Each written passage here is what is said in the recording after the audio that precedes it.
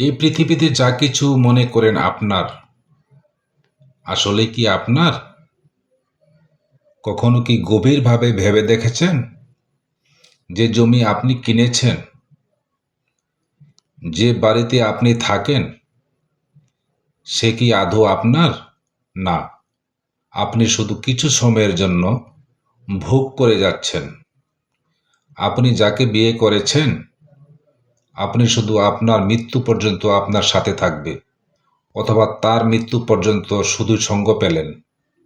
আপনি কি তাকে চিরদিনের জন্য পেয়ে গেছেন?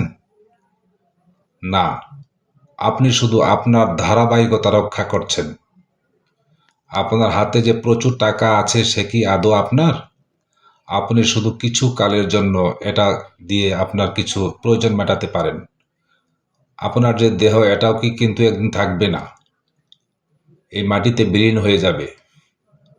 এই পৃথিবীতে আসলেই কোনো কিছু আপনার নয়, তাই দুশ্চিন্তা ছেড়ে দিন। তাই ভালোবাসুন, ভালোবাসতে শিখুন। ধন্যবাদ।